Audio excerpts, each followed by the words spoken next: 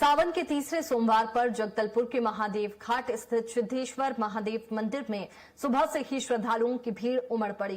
करीब 100 वर्ष पहले बस्तर महाराज प्रवीण चंद्र भंज देव ने इंद्रावती नदी किनारे मंदिर की स्थापना कराई थी। मान्यता है कि इंद्रावती के जल से अभिषेक और बेलपत्र अर्पित करने से मनोकामना पूरी होती है। बड़ी संख्या में श्रद्धालुओं ने दूध, दही और जल से भगवान भोलेनाथ का अभिषेक कर परिवार की सुख समृद्धि की कामना की। सावन के तीसरे सोमवार पर हम मौजूद हैं। यहाँ पर जो महादेव घाट स्थित जो भोलेनाथ की मंदिर है, आप मेरे पीछे देख सकते हैं। ये जो भोलेनाथ का मंदिर है, ये प्राचीन मंदिर है।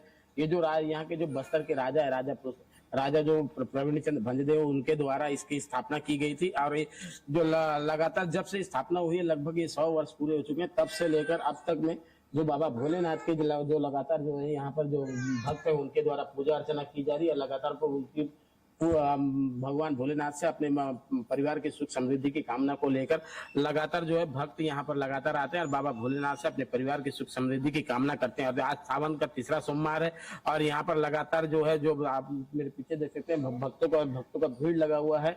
और पूरे भक्त जो है बाबा भोलेनाथ के सावन के तीसरे सोमवार पर बाबा भोलेनाथ का सुबह से ही जो है बेलपत्र और जो इंद्रावती नदी से लाया हुआ जो जल है, उस जल से उसका अभिषेक कर रहे हैं, दूध दही से अभिषेक कर रहे हैं और बाबा भोलेनाथ से अपने परिवार की सुख समृद्धि की कामना कर रहे हैं। मैं आपसे बात कराना चाहूंगा पंडित जी से।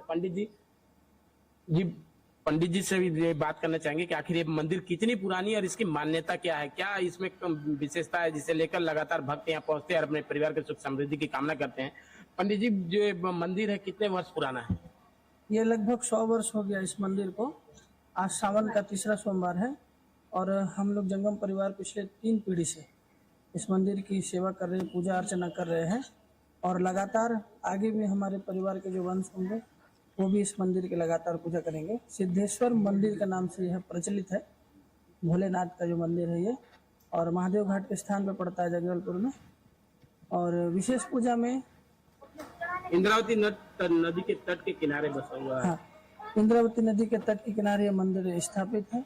भगवान की विशेष पूजा में सावन सोमवार में 3 टाइम भोलेनाथ बाबा का अभिषेक होता है। सुबह 4 बजे की पूजा होती है, फिर दोपहर की पूजा होती है, फिर संध्या आरती होता है। उसके बाद पश्चात भगवान को विश्राम दिया जाता है।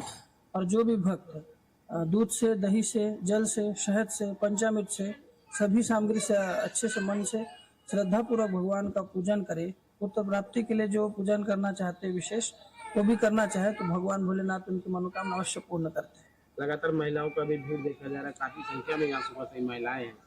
कहीं ना कहीं कहा जा सकता है वो अपनी जो भी मन्नत मांगते हैं पूरी हो जाती है। बहुत सी महिलाएं हैं जो हमसे आकर मिले हैं और वो लोग बोलते हैं कि हम लोग इतने समय से मंदिर आ रहे हैं और हमारी बहुत सारी मनोकामनाएं, इच्छा भी पूर्ण हुई है। और वो आकर अपना जो भी उनका मनोकामना हुआ बोलते हैं।